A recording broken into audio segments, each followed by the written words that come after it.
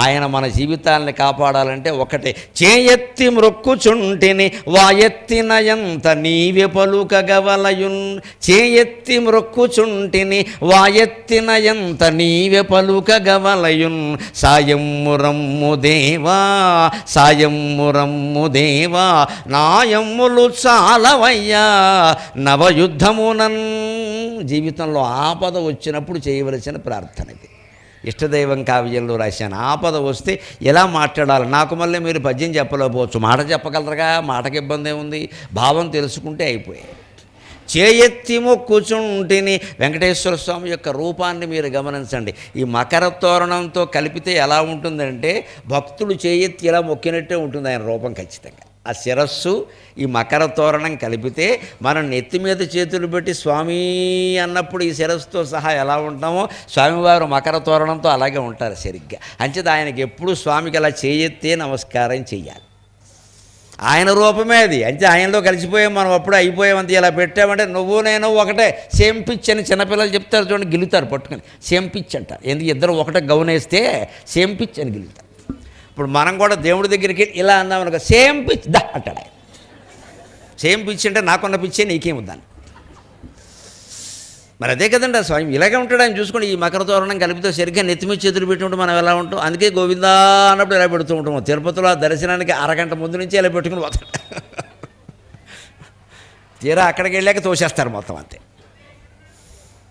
దాని ఉద్దేశం అదే. ఇక్కడ చేయెత్తి మొక్కుచుంటిని వాయెత్తిన ఎంత నీవే పలుకగవలయన్. నేను నోరెత్తి మాట్లాడితే నా బదులుగా నువ్వే మాట్లాడాలి స్వామి అని స్వామివారిని ప్రార్థించాలమ్మా. అప్పుడు మన వాక్కు శుద్ధం అవుతుంది. ఎక్కడ వాక్ శుద్ధి ఉందో అక్కడ వాక్ సిద్ధి ఉంటుంది ఖచ్చితంగా. వాక్ సిద్ధి అంటే ఆయన ఏదంటే అది అవుతుంది. ఎప్పుడు అవుతుంది అంటే వాక్ శుద్ధి ఉంటే ఎప్పుడు అసత్యం మాట్లాడకూడదు, సత్యం మాట్లాడడానికి భయపడకూడదు. ఒకవేళ సత్యం మాట్లాడే పరిస్థితి లేదు, మనకెందుకు ఈ గొడవ అంటే మాట్లాడకుండా ఊరుకోవాలి, కానీ అసత్యం చెప్పద్దు. ఎప్పుడు మౌనంగా ఉండడం చాలా మంచిది. మౌనంగా ఉండడం కంటే మాట్లాడడం మంచిది సందర్భాన్ని బట్టి. మాట్లాడడం కంటే సత్యం మాట్లాడడం మంచిది. సత్యం మాట్లాడడం కంటే కూడా ధర్మంతో కూడిన సత్యంతో మాట్లాడడం మంచిది. వ్యాసభారతంలోనే చెబుతా, నువ్వు మౌనంగానే ఉండు, మాట్లాడకు ఊరికే. కానీ ఒక్కోసారి మాట్లాడాలి కదండి. ఇంగ్లీష్లో కూడా చెబుతారు సైలెన్స్ ఈజ్ గోల్డ్ అంటారు, స్పీచ్ అట్లీస్ట్ సిల్వర్ అంటాడు. కొన్ని సందర్భాల్లో మాట్లాడకపోతే పనులు అవ్వవు. చాలా వరకు మౌనంగా ఉండడం మంచిదే. కానీ అస్తమానం మౌనంగా ఉంటే మౌనం అర్ధాంగీకారం అంటారు. ఏం మాట్లాడలేదంటే ఈ తప్పు చేసాడని మాట్లాడతారు. మాట్లాడాలి, దాని సమయం వచ్చినప్పుడు గట్టిగానే ఇవ్వాలి కాజా, మళ్ళీ లేవద్దు ఇంకా. అంచేత మాట్లాడాలి ఖచ్చితంగా. ఆ సమయం కోసం చూడాలి. కొట్టేయి దెబ్బ, మళ్ళీ లేవకుండా కొట్టేయి అంతే. మాట్లాడినాయి ముందాన్ని మాట్లాడిన తర్వాత శుభ్రం కొట్టేయి, అంటకాగిపోయేలా కొట్టేస్తాం. అందుకని ఊరుకోకూడదు. ఒక్కోసారి ఊరుకోవాల్సిన సందర్భాలు ఉంటాయి, చిన్న చిన్న విషయాలు ఉంటాయి, వదిలేయి, ఊరికే పట్టించుకోక. కానీ ఆగ్నేయాస్త్రాలు వాయువ్యాస్త్రాలు వస్తుంటే బ్రహ్మాస్త్రం వేసేస్తాం, తిరుగులేదు ఇంకా. అలాగే ఉండాలి జీవి పౌరుషంతో. దానికి భగవత్ సహాయం అవసరం. మన నా అమ్ములు చాలవయ్యా నవయుద్ధమనండి. నా అమ్ము అంటే బాణం. అందుకే భీష్ముడు పడుకున్న దాన్ని అంపశయ్య అంటారు, బాణాల శయ్య అన్నమాట.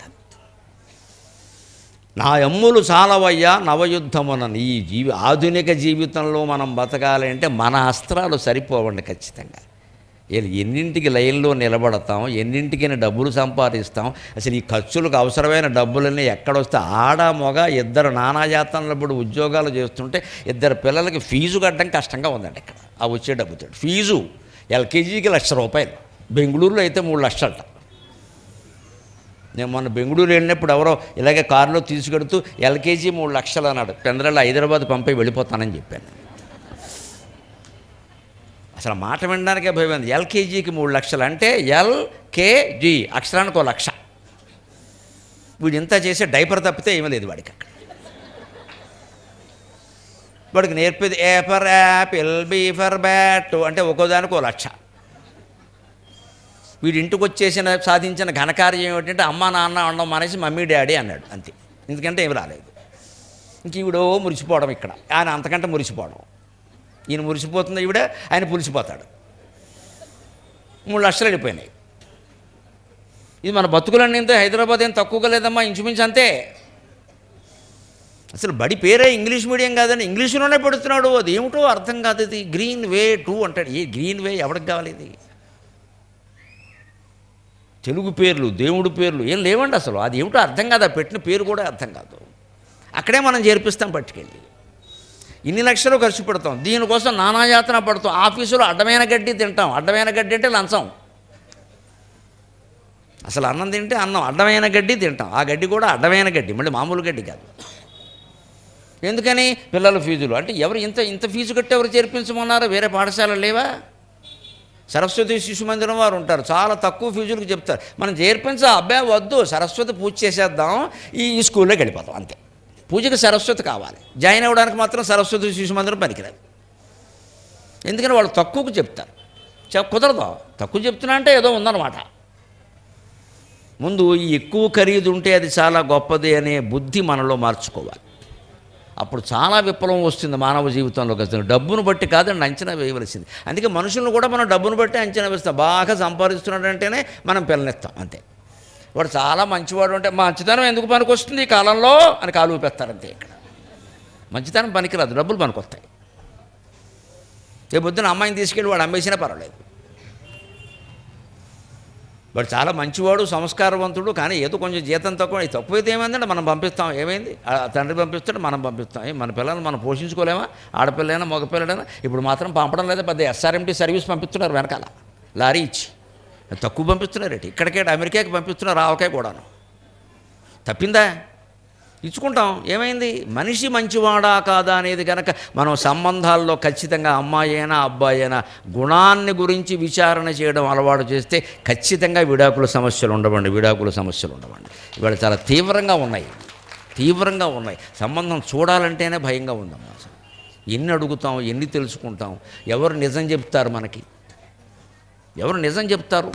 ఇది పూర్వం అయితే పల్లెటూరుకి ఎవరినో పంపించి ఆ పక్కింట్లో అట్టిపెట్టి అన్ని రకరకాల విచారాలు చేయించేవారు. వాళ్ళు ఎప్పుడో మొత్తం మీద వారానికో 10 రోజులకో వచ్చి చెప్తే సరిగ్గా ఉండేది, పక్కాగా ఉండేది. ఎందుకంటే గుళ్ళోకి వెళ్ళి గుడెరుగు మీద కూర్చుని అందరూ మాట్లాడుకునే మాటలు ఈ కుటుంబం గురించి ఎవరేమనుకుంటున్నారో వినేవాళ్ళు. ఆ కుటుంబంలో కోళ్ళ వెళ్ళిందంటే అయిపోయినట్టే అన్నాడు అనుకో ఎవడన్నా. అంతే, నమశివాయ, ఎప్పటికిద్దరు అయిపోయారంటాడు. ఆ విషయం వాళ్ళు చెబుతారా? వీడు చెప్తాడు. అరుగు మీద చుట్టకాల్చుకునేవాడు చెప్తాడు. అదే కామెంటరీ, అది సరైన వ్యవహారం. అది ఎవడు బతికారు అంటాడు. ఇవాళ అటువంటి అవకాశం లేదండి. అతని గురించి ఫేస్బుక్లో ఎంక్వైరీ చేసి అసలు ఆ ఫేస్ వాడదో కాదో తెలియదు ముందు. అది ఎవడు ఫేసో ఎవడు బుక్కో. మనం మనవాడు అనుకుని మనం పిల్లని ఇవ్వడానికి చూస్తే నైజీరియా మొహం తర్వాత కనపడుతున్నాం. అప్పుడు మాయలో పడినట్టే లెక్క. పూర్వం రాజులు కత్తి పంపించి భాషకేం కట్టిపోయినవారు, మనిషి వెళ్ళేవాడు కాదుట. ఆ కత్తి ఎవరిదైతే ఈ అమ్మాయి భాషకేం కట్టిన అమ్మాయి ఆ అంతఃపురానికి వెళ్ళిపోవాలి. రాజరాజ నరేంద్రుడు కథ అక్కడే తిరగబడింది. సారంగధరుడికి పిల్లని చూశారు, రాజరాజ నరేంద్రుడు కత్తి పంపించారు. అంటే కొడుకు పిల్లని చూసి తండ్రి కత్తి పంపాడు. తండ్రి ముసలాయనకి దసరా పండగని ఆయనకి సరదా పుట్టింది. కోళ్ళ చాలా అందంగా ఉందని ఈయన కత్తి పంపించాడు. ఆ అమ్మాయికి తెలియక పాపం కత్తి కట్టేసింది చిత్రాంగి. చిత్రాంగి గొడవ అంతా అక్కడే ఉంది. చిత్రాంగి కత్తి కట్టేసింది. తీరా అమ్మాయి పల్లకీలో వచ్చేసరికి అంతఃపురంలోకి పంపించారు. ఎవరు అంతఃపురం అంటే అక్కడికి వెళ్ళాక తెలిసింది ఇది మహారాజు గారి అంతఃపురం. నేను యువరాజుని పెళ్లి చేసుకున్నాను కదా అంది పాపం వాడు. లేదు నువ్వు మహారాజు గారి కత్తికి బాసికం కట్టావు అన్నారు. అయిపోయింది, ఇంకా మాయమైపోయిందమ్మా. తర్వాత చిత్రాంగి సారంగధరుల కథ ఎలా ముగిసిందో ఆవిడ మళ్ళీ ఆయన్ని మోహించింది. తండ్రి ఏమో ఇద్దరిని అనుమానించి ఈవిడిని ఉప్పు పాత్ర వేయించాడు. కన్న కొడుకుని కాళ్ళు చేతులు ఖండించాడమ్మా. రాజమండ్రి పక్కన సారంగధర మెట్ట ఇప్పటికీ ఉంది. మొత్తం దోషం ఎవరిది? చిత్రాంగిది కాదు, సారంగధరుడు కాదు, ఈ ముసలి సన్నాసిది దోషం అంతా. ఎందుకు వచ్చిందంటే కత్తికి బాచికం కట్టడం. అదే మనుషులు రారా? మనుషులు చూపించరా? ఈ ప్రక్రియలు పనికి రావండి. ఫేస్బుక్లు చూసి వాట్సాప్లు చూసి మాట్లాడకూడదండి. అక్కడ అన్నీ అందులో మంచివే పెడతారు. రేపు పొద్దున పెట్టేవన్నీ వేరుగా ఉంటాయి. ఇన్ని రకాల పడుతున్నాం. అందుకే నా యమ్ములు చాలా వయ్య నవయుద్ధము నన్ను. ఈ ఆధునిక జీవితంలో పెళ్లి సహా ఉద్యోగం సహా ఏదో చదువు సహా ఏది చెయ్యాలన్నా కనీసం వంట చూసుకోండమ్మా. ఇవాళ ఏ సరుకు మీరు నమ్ముతారు? అవన్నీ ఇంట్లో చేసినవి. ఇంట్లోనే చేసామమ్మా. వంట నూనె ఎక్కడదే? అది ఎక్కడో కిరాణం కొట్లో తెచ్చావు. అది కల్తీ లేదనేమిటి? నువ్వేం నూనె గింజలు పెట్టి నూనె తయారు చేయలేదు కదా మనం ఎక్కడ. ఎవరో తెచ్చింది కొన్నాం, ఓ కంపెనీది బాగుంటుంది, ఇంకో కంపెనీది బాగుండదు. ఎవరు చెప్తారు? ఇవన్నీ ఎవరు చూస్తారు? అంటే ఏది నమ్మే పరిస్థితి లేదు. నీళ్లు కల్తీ, పాలు కల్తీ, ఊరగాయలు కల్తీ, కూరగాయలు కల్తీ, అన్నీ కల్తీయే. అందుకని ఈ కల్తీ భరించిన రోజుల్లో మనం బతకాలి అంటే, ఆరోగ్యం పాడవకుండా ఉండాలి అంటే ఖచ్చితంగా ఏదన్నా తింటున్నా కూడా మన సంప్రదాయం చెప్పినట్టే భగవంతుడికి నమస్కారం పెట్టుకుని తినాలి. భగవంతుడికి నమస్కారం పెట్టుకుని తినాలి. బాబు గొప్ప నమ్మకంతో ఇది తింటున్నాను, ఏం కాకుండా చూడు, ఏం కాకుండా చూడు. కానీ ఒక్క నమ్మకంతో నేను మొహమాటం లేకుండా చెబుతున్నానమ్మా, విషాహారం తిన్నా మనం బతికి ఉండాలి అంటే మనల్ని బతికించగలిగేవి ఓం నమో వెంకటేశాయ అనే అక్షరాలు. ఓం నమో వెంకటేశాయ అనే అక్షరాలు. విషాహారం తిన్నా సరే, పవి పుష్పంబగు అగ్నిమంచగు అకూపారంబు భూమి స్థలంబవు శత్రుండతి మిత్రుడవు విషము దివ్యాకారమౌను ఎన్నగా అవనీ మండలి లోపలన్ శివ శివేత్యభాషణోల్లాసికిన్ శివ నీనామము సర్వవశ్యకరమౌ శ్రీకాళహస్తీశ్వరా అంటాడు ధూర్జటి. భగవన్నామాన్ని మనస్సులో స్మరిస్తే పవి పుష్పంబగు, మన మీద వజ్రాయుధం ఎవడైనా వేస్తే అది పువ్వులా మారుతుందట. అగ్ని మంచగు, మన అగ్నిలోకి తోసేద్దామని చూస్తే వెంటనే అగ్ని చల్లారిపోతుందట. అకూపారంబు భూమి స్థలంబవు, ఏదైనా పొడవ ప్రమాదం జరిగి మనం సముద్రంలో పడిపోతే అక్కడికక్కడ మన కోసం ఒక ద్వీపం ఆవిర్భవిస్తుందట. అవిద్యానాం అంతస్తిమిర మిహిరద్వీప నగరీ అని ఒక కొత్త ద్వీపం అమ్మవారు మన కోసం సృష్టించి, దారా నీకోసమే ఉన్న ఇది లక్షదీవులు, పర్యటనకు బాగుంటుంది దా అని లక్షదీవులకి తీసుకెడుతుంది అని. అక్కడ కూడా మన కోసం ఒక ద్వీపం వస్తుంది, కంగారు పడక. విషము దివ్యాకారం అని ఇవాళ దేన్ని నమ్మే పరిస్థితి లేదండి. బయట నుంచి ఎక్కడో ఆర్డర్ పెడుతున్నారు, తెప్పిస్తున్నారు. అందులో ఏం కలిపారో ఎవరికి తెలుసు? అది వేడిగా ఉందా లేదా ఒకటే చూస్తాడు. హాట్ అండ్ స్పైసీ అనగానే తెచ్చేస్తాడు అంతే. వీడికి కావాల్సిన రెండే, వేడి కారం, వేడి కారం. తర్వాత కడుపంతా పాడైపోయింది అక్కడ. వాడు వీడి కోసం మళ్ళీ వేయించిందన్న మళ్ళీ వేయించేస్తాడు. తర్వాత కడుపులో వాయించేస్తుంది. అది వేయించడం కాదు, వాయించడమే. ఈ పరిస్థితిలో బతకాలంటే నా అమ్ములు చాలవయ్య నవయుద్ధమునని. ఈ ఆధునిక జీవితంలో బతకాలంటే నా అమ్ములు చాలవు తండ్రి, నా బాణాలు చాలవు, నువ్వు నన్ను కాపాడవలసిందే. సాయమ్ము రమ్ము దేవా. ఎంతమంది ఇక్కడ జనం ఉన్నారో చూడండి, ఎన్ని రకాలుగా కూర్చున్నారో చూడండి. కింద కూర్చున్నారు, కుర్చీలో కూర్చున్నారు, మండపంలో కూర్చున్నారు, ఇంకా వెనకాల నిలబడ్డారు, ఇక్కడ నిలబడ్డారు. ఇంతమందిని స్వామివారు ఎలా కాపాడతారండి? పటు మంత్రముల వేద పాఠముల సంభావింతువో, పటు మంత్రముల వేద పాఠముల సంభావింతువో, కామినీ స్ఫుట నేత్రముల ప్రేమదీప్తుల రసాశ్రుల్రాల్తువో, పటు మంత్రముల వేద పాఠముల సంభావింతువో, కామినీ స్ఫుట నేత్రముల ప్రేమదీప్తుల రసాశ్రుల్రాల్తువో, ఎక్కడో కిటికీ సందుల నుండి చూచు దృఢభక్తిన్ మెత్తువో, ఎక్కడో కిటికీ సందుల నుండి చూచు దృఢభక్తిన్ మెత్తువో, స్వామి నీవెటు రక్షింతువో భక్తులిందరిని, నీవెటు రక్షింతువో భక్తులిందరిని, మేమే నీవు కాకున్నచో.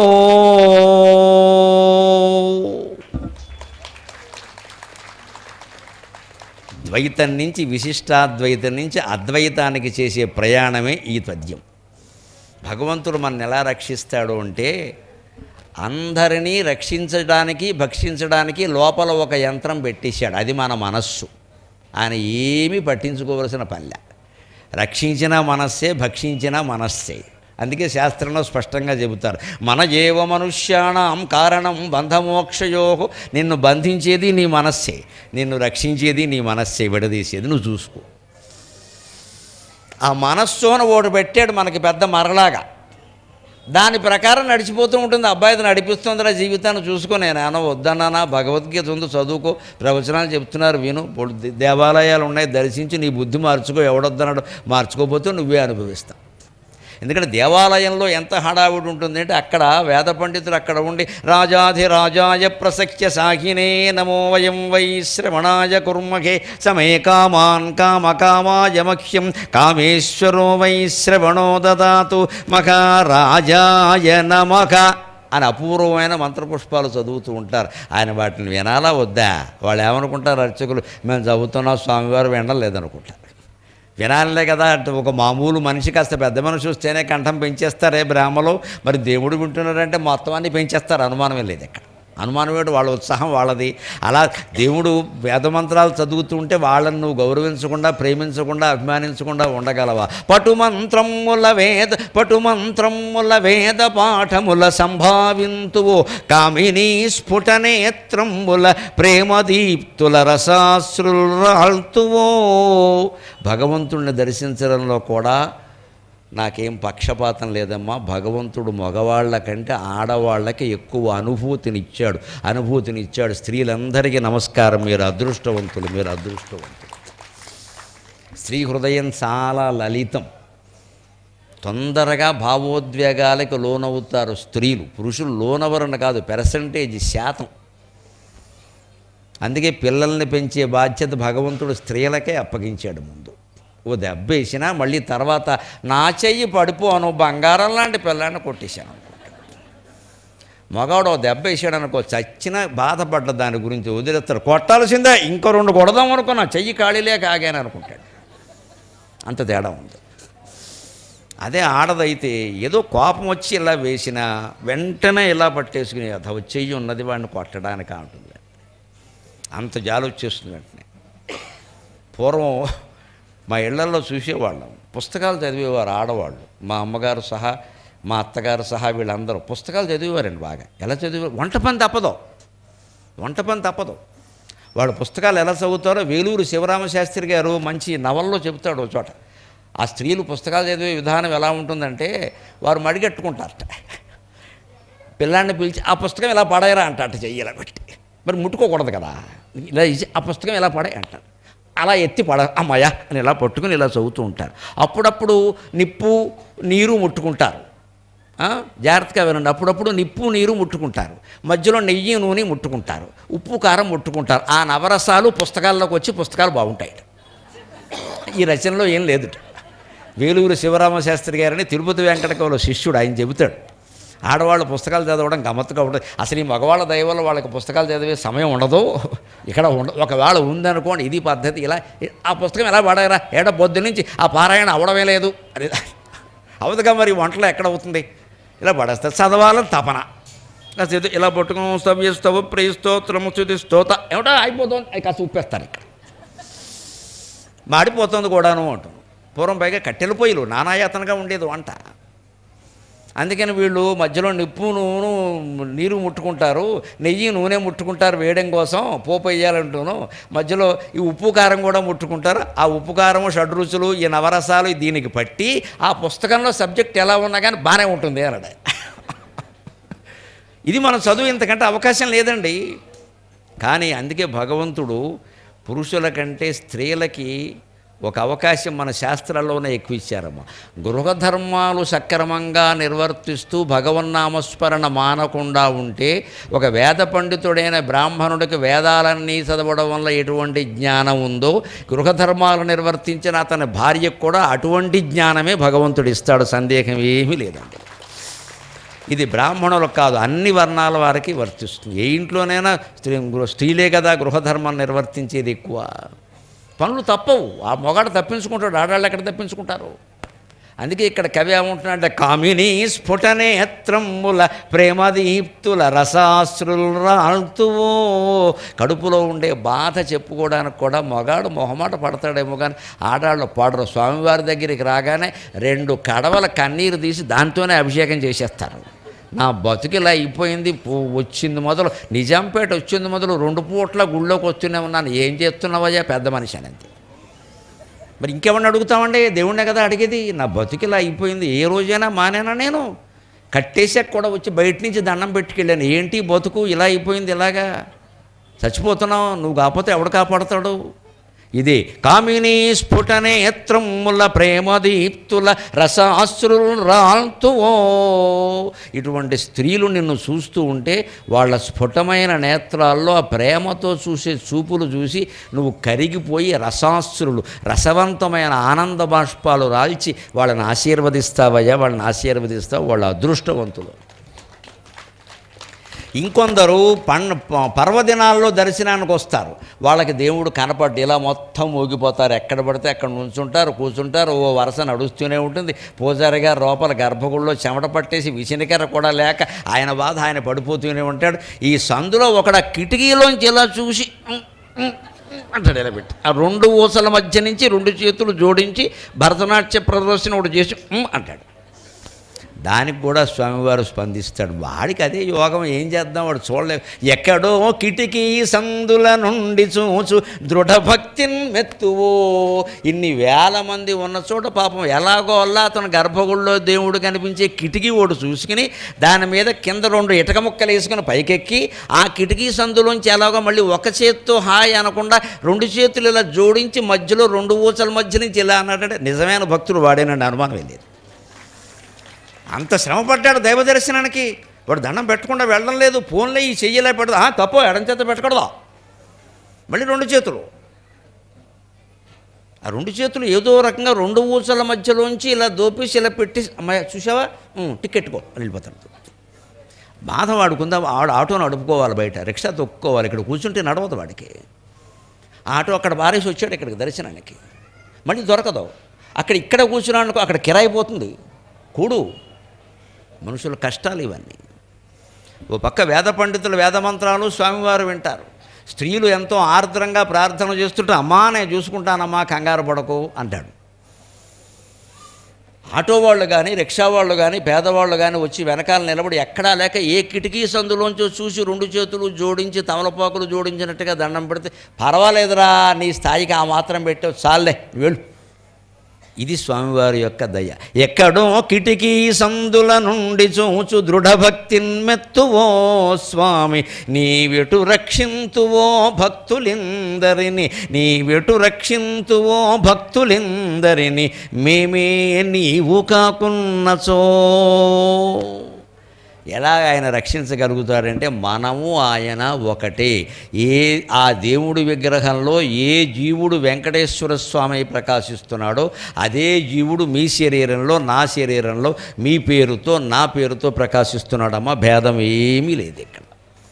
దేహో దేవాలయ ప్రోక్తః జీవో దేవ సనాతనః త్యజేదజ్ఞాన నిర్మాల్యం సోహం భావేన పూజయేత్ అంటారు వెంకటేశ్వరు శంకరాచార్య స్వామి. దేహమే దేవాలయం అంటే దేవాలయం కూడా దేహమే.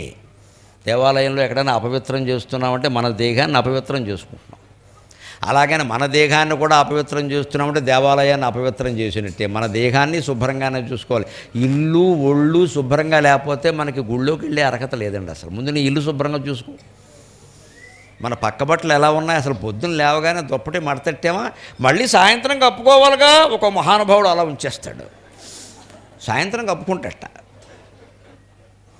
రేపొద్దున తింటాం కదా అని ఇవాళ తినడం మానేసావా, రేపు ఎలాగో తింటాం కదా ఇవాళ మానడం. ఈ దుప్పటి మడతట్టు మనసరికి మాత్రం మళ్ళీ సాయంత్రం కప్పుకుంటాం కదా అంటే సాయంత్రం వరకు అది అలాగ పెద్ద జాతీయ జెండాలా ఎగురుతూ ఉండాలి. అక్కడ మంచం మీద పడిపోయి పడుకున్న మంచం, తినే కంచం, కూర్చునే చోటు, చదువుకునే బల్ల అన్నీ శుభ్రంగా ఉండకపోతే మన ఇంట్లో కాదు మన ఒంట్లో కాదు దేవుడు వచ్చే అవకాశం లేదమ్మా. ముందు క్రమశిక్షణ. భక్తి అంటే 3 లక్షణాలు గుర్తుపెట్టుకోండి దయచేసి. మాటల్లో సత్యం ఉండాలి, చేతల్లో ధర్మం ఉండాలి, మనస్సులో భగవంతుడు ఉండాలి. అది భక్తి అంటే లెక్క. ఇందులో ఏది తప్పినా భగవంతుడు ఉండడు. మాటల్లో సత్యమే మాట్లాడాలి, లేకపోతే నోరు మూసేసుకో. నేను చెప్పనని చెప్పే అంతే, మౌనం అంతే. నాకు చెప్పడం ఇష్టం లేదు అంతే. ఎందుకు అబద్ధం ఎందుకు ఆడాలి? చేతల్లో ధర్మం ఉండాలి. ఈ రెండు ఉన్నా సరిపోదండి. సత్యధర్మాలకి శక్తి ఎక్కడ ఉంటుంది అంటే వ్యాసుడు మహాభారతంలోనే చెబుతాడు. యత సత్యం తతో ధర్మః యతో ధర్మస్తతో కృష్ణః యత కృష్ణస్తతో జయః అంటాడు. సత్యం ఎక్కడుందో ధర్మం ఎక్కడుంటుంది. సత్యధర్మాలు రెండు ఎక్కడుంటాయో శ్రీకృష్ణుడు ఎక్కడుంటాడో, శ్రీకృష్ణుడు ఎక్కడుంటాడో జయం అక్కడే ఉంటుంది, అనుమానమే ఉంది అన్నాడు. భగవంతుడు ఉన్న చోట జయం ఉంటుంది అనేది మనం అంగీకరిస్తాం. కానీ భగవంతుడు ఎక్కడుంటాడు? సత్యం ధర్మం ఉన్న చోటే ఉంటాడు. 4 ఆకులు 10 పువ్వులు వేసినంత మాత్రం వచ్చి కూర్చోడు అక్కడ. ఇదంతా చెక్కగా ఉంది, ఈ బిజినెస్ తీసేయంటాడు ఆయన. నువ్వు సత్యం మాట్లాడవు, ధర్మాన్ని పాటించవు, ఆకులు పువ్వులు పట్టుకొచ్చి నా మీద భారెత్తా కూడా రాష్ట్రపత్రి 1 కోటి జామంతో నువ్వు చచ్చిపోతున్నావు ఒక్కపోసేసి.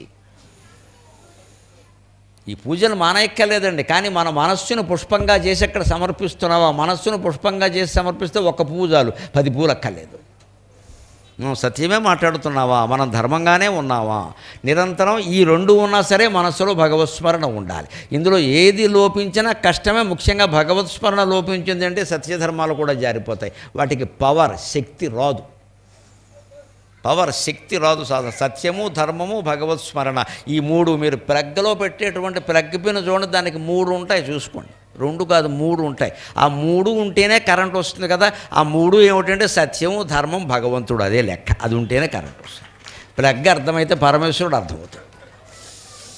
3 ఉంటాయి కదా, 3 సరిగ్గా పెట్టాలి కదా, లేకపోతే టీవీ రాదు కదా. అంచేది ఈ 3 మన జీవితంలో సత్యం, ధర్మం, మనస్సులో స్మరణ. మనస్సులో స్మరణ ఎందుకంటే సత్యం మాట్లాడినంత మాత్రాన్ని, నువ్వు ధర్మంగా ఉన్నంత మాత్రాన్ని కోర్టులో గెలుస్తావని లేదు. ఇక్కడ అవతల రకరకాల దొంగలాయర్లు ఉంటారు, దొంగవాదనలు ఉంటాయి, అడ్డమైన సాక్ష్యాలు పుట్టిస్తారు. వాళ్ళ సాక్ష్యాలు వీగిపోయి మన సాక్ష్యాలు నెగ్గాలంటే ఛార్జింగ్, భగవన్నామస్మరణతో ఛార్జింగ్ చేయాలి. భగవన్నామస్మరణతో ఛార్జింగ్ చేయాలి. అప్పుడు మనం గెలుస్తాం ఖచ్చితంగా. అవన్నీ తారుమారు అయిపోతాయి. పవి పుష్పం బగు, అగ్ని వంచగు అని ఇందాక చెప్పినట్టే నామస్మరణ కారణంగా వాతావరణం అంతా మనకు అనుకూలంగా మారిపోతుంది. అందుకే స్వామివారు శ్రీదేవి, భూదేవి ఇద్దరితో ఉంటాడు. సిరులు గుల్కినావు శ్రీదేవితో గోడి, శరలు బాపుమయ్య సేవకులకు, పొడమి వెలసినావు భూదేవితో గోడి, పొడమి వెలసినావు భూదేవితో గోడి, విడువబోకుమమ్ము వెంకటేశ. శ్రీదేవి, భూదేవి అనే 2 భార్యలని అటు ఇటు పెట్టుకుని ఉండడంలో ఉద్దేశం ఏమిటమ్మా? ఒక్క భార్య ఉన్నవాళ్లే సంసారాలు చేయలేక నానాయాతన పడిపోతున్నారు కదా. 2 భార్యలతో ఆయన మాత్రం ఎలా చేస్తున్నారండి? వాళ్ళు భార్యలు అనుకోవడం పొరపాటు. ఆ 2 2 భావాలు. శ్రీదేవి అంటే సంపద, భూదేవి అంటే భూమి. మన భూమి సక్రమంగానే ఉందా, అప్పుడు భూదేవి కటాక్షం మనకు కలుగుతుంది. మన భూమి అంటే మన పొలం, మన ఇల్లు, ఇవి సక్రమంగానే ఉన్నాయా? శ్రీదేవి అంటే డబ్బు. ఆవిడ ఎక్కడ పుట్టింది? లక్ష్మీం క్షీర సముద్రరాజతనయాం, పాల సముద్రంలో పుట్టింది లక్ష్మీదేవి. అంటే అర్థం ఏంటండి? మనం సంపాదించే ప్రతి రూపాయి పాల సముద్రంలో పుట్టాలి, పాపాల సముద్రంలో పుట్టకూడదు. పాపం చేసి సంపాదించాము అంటే ఆ డబ్బు నిలబడదు ఖచ్చితంగా. శ్రీదేవి, భూదేవి ఇద్దరిని పక్క పెట్టుకోవడం, ఊరికే కళ్యాణం చేసేసి మనం రాయబారం చేసి దండలు పెట్టుకుని ఈ చివరికి ఆ చివరికి తిరిగేసి, ఆ చివరికి ఈ చివరికి తిరిగేసి అడావుడు చేసేయడం కాదు. నీ డబ్బు సక్రమంగానే ఉందా? సంపాదించావా? నీ భూమి, నీ పొలం, నీ ఇల్లు నువ్వు సక్రమంగానే ఉందా? ఎవరిదైనా ఆక్రమించావా? ఎవరి భూమి మనం ఆక్రమించినా భూదేవికి అపకారం చేసినట్టే, ఎవరి డబ్బు మనం కాజేసినా శ్రీదేవికి అపకారం చేసినట్టే. ఆయన భార్యల్లో ఏ ఒక్కరికైనా అపకారం చేస్తే మామూలు మొగాడే ఊరుకోడు కదా, దమ్మున్న మొగాడు వెంకటేశ్వరం ఊరుకుంటాడండి. ఇది మనం ఆలోచించాలి. మనుషుల్లో పరివర్తన రావాలి. గుడి గుడే, ప్రవచనం ప్రవచనమే, మంత్రం మంత్రమే. మన బకాసురుడు అంటే ఉపయోగం లేదు ఇక్కడ. ఈ ప్రవర్తన మార్పు రావాలి. శ్రీదేవి, భూదేవి సహిత వెంకటేశ్వర స్వామి కళ్యాణం చూస్తున్నామంటే ఎక్కడ మనం సంపాదించే ప్రతి రూపాయి ఇంట్లోకి వచ్చేది యజమాని కాదమ్మా, యజమాని, భార్య, పిల్లలు అందరూ ఆలోచించాల్సిందే. సక్రమంగానే సంపాదిస్తున్నారా? లేకపోతే అది నిలబడదు. అది మనం అనుకుంటాం ఏమంటున్నా, సంపాదించబోతే నడుస్తుంది అంటే ఇలాగ అనువు అడ్డంగా సంపాదిస్తే ఏం చేస్తారో తెలిస్తే దేవుడు వీడు కొడుకు పెట్టేస్తాడు ఏదో భయంకరమైన రోగం, ఆసుపత్రికి ఇచ్చే, మొత్తం డాక్టర్ గారికి ఇచ్చేయి, మొత్తం ఇచ్చే పట్టుకెళ్ళి అంతే. ఇక్కడ హోలిస్టిక్ ఇచ్చే అంటాడు, అంతే లెక్క. హోలిస్టిక్ అంటే పవిత్రమైన కర్ర, ఏ కర్ర అయినా ఒకటే దెబ్బ కొట్టాక, కర్రతో దెబ్బ కొట్టాక. హోలిస్టిక్ అయితే మళ్ళీ సిన్ఫుల్ స్టిక్ అయితే, పాపాత్ముల కర్ర, పవిత్రమైన కర్ర ఉండవు. కర్రతో కొట్టాక ఏదైనా ఒకటే. అంటే దేవుడు చాలా పవిత్రమైన కర్రతో కొడతాడమ్మా. మనం హోలిస్టిక్ పక్కనే ఉండి మాట్లాడుకోవడం. డాక్టర్ గారిని కూడా ఇక్కడే పెట్టుకున్నాం. ఇక్కడ దేవుడు కొట్టే కర్ర చాలా హోలిస్టిక్, అది పవిత్రమైనది. అది ఒక్క దెబ్బ వేసేస్తాడు అంతే. మళ్ళీ ఏం చేసేవరా వచ్చి కబులు చెబుతున్నావు, ఇక్కడ అక్రమంగా సంపాదిస్తావు, కట్. మీ అబ్బాయికి కడుపు నొప్పి వచ్చింది, వెళ్ళు డాక్టర్ దగ్గరికి. ఆయన మొత్తం కింద నుంచి పైకి పరీక్షలు చేసి 2 ఎకరాలు అమ్మేయండి సరిపోతుందంట. ఈ 2 ఎకరాలు అక్రమంగా వచ్చాయి. అదే మనం సక్రమంగా సంపాదించామనుకో అసలు రోగమే రాదండి, అనుమానమే లేదమ్మా. భగవంతుడి మీద అపార విశ్వాసంతో చెబుతున్నా, సక్రమ సంపాదన ఉన్న చోట అనారోగ్యాలు ఉండవండి, అనారోగ్యాలు. నిరంతరం భార్యాభర్త ఎదిగిన పిల్లలు కూడా అడగాలంటే అవసరమైతే. తండ్రి అడ్డగోలుగా సంపాదించి లంచాలు తీసుకుంటాడే, నాన్న ఈ పాపపు సొమ్ము నాకు అక్కర్లేదని చెప్పాలమ్మా. చెప్పొచ్చు ఖచ్చితంగా. ధర్మం కోసం ఎవరినైనా ఎదిరించమని చెప్పింది శాస్త్రం. చెప్పాలి ఖచ్చితంగా, ఈ అధవ సొమ్ము నాకు అక్కర్లేదని. నీకోసమే సంపాదిస్తున్నా, నా కోసం ఇది అక్కర్లేదు, నాకు ఇది చాలు. అప్పుడు తండ్రిలో బుద్ధి వస్తుంది, తల్లిలోనే వస్తుంది. తల్లి అయినా చెప్పాలి, పిల్లలైనా చెప్పాలి. ఎవరు చెప్పకుండా అలాగా అందరూ వదిలేసి మన కోసమే కదా ఆయన కష్టపడడం ఏంటమ్మా దోచేసుకుంటుంటే. కష్టపడ్డం అది ఏదో కూలివాడు కష్టపడినట్టు మాట్లాడతారేంటి? 100 కోట్లు సంపాదించి కష్టపడ్డమా దోచేసుకోవడం అది. ఏదో రిక్షావాడో ఆటోవాడో కష్టపడినట్టు మాట్లాడతారేంటండి? 24 గంటలు కష్టపడితే కానీ 100 కోట్లు ఎందుకు అసలు నీకు పని లేక? అది కష్టపడడం అంటే దానికోసం కష్టపడడం మానే. నీకు కావాల్సింది తీసుకో, మిగిలింది భగవన్నామస్మరణ కేటాయించు, వ్రతం చేసుకో, నోము చేసుకో, పూజ చేసుకో. ఇవన్నీ మానేసి భార్యనేమో నువ్వు చేసి నువ్వు గుళ్ళోకి వెళ్ళి రోజు నువ్వు గుళ్ళోకి వెళ్ళి వెళ్ళి ఢిల్లీకి వెళ్ళి తిరుగుతూ ఉంటాడు ఆయన విమానాల్లో. ఈవిడేమో ఇక్కడ పడి ఎడుతూ ఉంటుంది. ఇక్కడ ఎప్పుడో విమానం పేలిపోతుంది, శ్రీమద్ రమారమణ గోవిందా.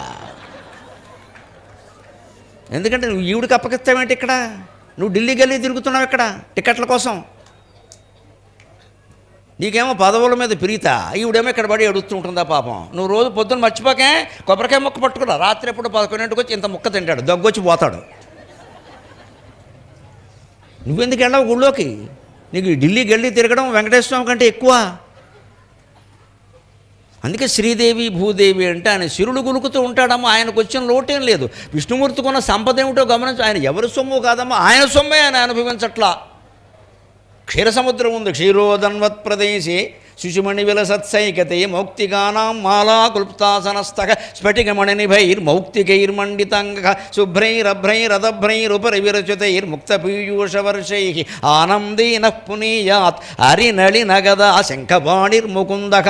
విష్ణు సహస్రం ప్రారంభంలో చదువుతున్నాం కదా, దాని అర్థం ఏంటి? క్షీరోదన్వత్ ప్రదేశే, పాల సముద్రంలో మంచి ప్రదేశంలో ఉంటాడు ఆయన.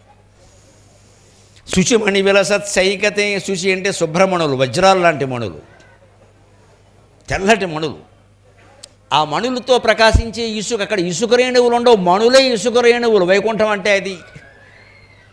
అంటే ఇది మణులే ఇసుక రేణువులు. వైష్ణవులు 108 పుణ్యక్షేత్రాలు భావిస్తారు మహానుభావులు. అందులో 106 ఉంటాయి. భూమండలం మీద 106 ఉన్నాయి, 2 లేవు.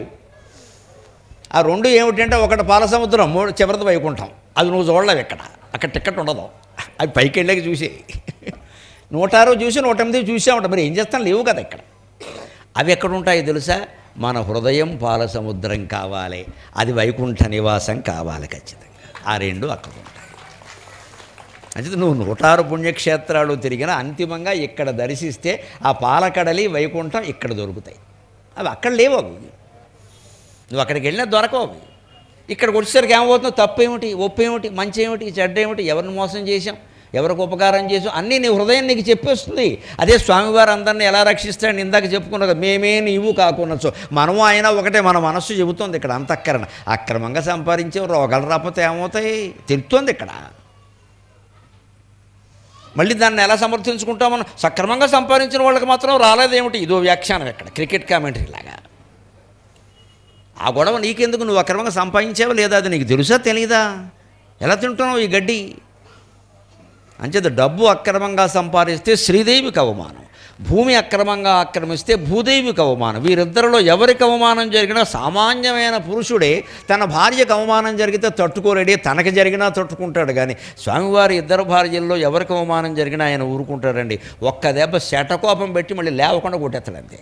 నెత్తి మీద పాదాలు పెట్టడం కాదు, ఒక దెబ్బ కొడితే గుండు ఊడొచ్చేయాలి. మళ్ళీ తన్నినట్టు కొడతాడు ఆయన. ఏం చేసేవారు అబ్బాయి, ఎందుకు వచ్చావు గుళ్ళో? కానీ సిరులుగుల్కి నావు శ్రీదేవితో గూడి చెరలు మాన్పుమయ్య సేవకులకు. చెరలు అంటే మన చుట్టూ ఉన్న బంధాలు.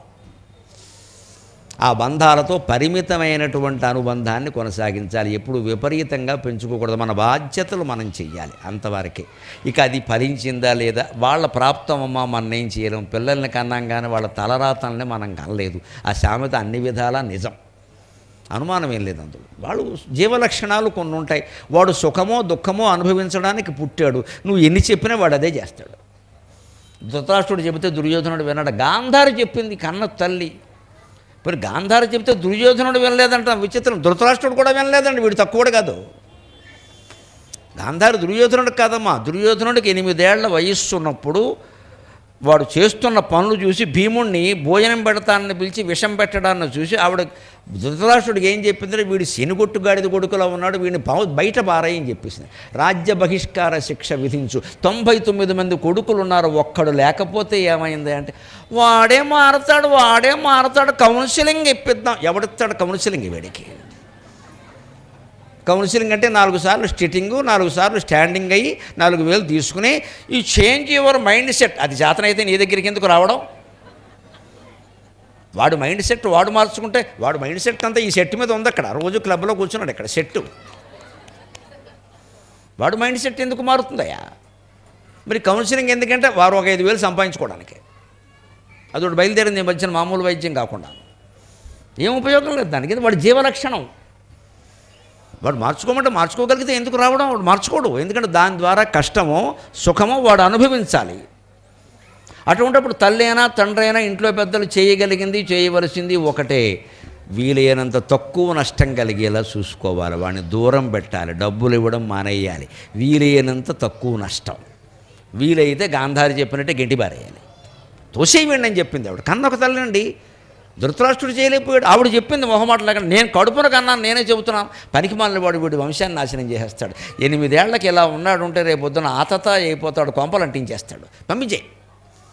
వినలేదండి ధృతరాష్ట్రుడి మాట, దుర్యోధనుడు వినలేదన్న పొరపాటు మా భారతం చదివితే అర్థమవుతుంది. గాంధార చెబితే ధృతరాష్ట్రుడు వినలేదు. ఏం మంచి మాటే కదా, వినొచ్చు కదా, వినలేదు. నువ్వు లోపలికి వెళ్ళిపో, కాస్త ఫిల్టర్ కాఫీ పెట్టాను షడంతి మీరు. ఎందుకంటే ఇష్టం లేని మాట అలాగే ఉంటుంది ఎవరికైనా సరే. నీకు తెలియదులే చిన్నతనం అంటాడు. ఈ చిన్నతనం ఏంటి? మంచి మాట చెప్పినప్పుడు బలాదపి సుఖాదపిచ యుక్త వచ గ్రాహ్యం అంటారు. చిన్న మంచి మాట చిన్నపిల్లాడు చెప్పినా చిలక చెప్పినా సరే వినమన్నారు. ఇంకా మంచి మాట ఏమిటి? అంచేతను ఇదే చెరలు. ఈ బంధాల పట్ల మన బాధ్యతల పట్ల ఉండవలసినంత పరిమితంగా ఉంటూ అవి మళ్ళీ మనకి కానీ వారికి కానీ చెడు చేయకుండా ఒకటే లెక్క. ఓం నమో వెంకటేశాయ.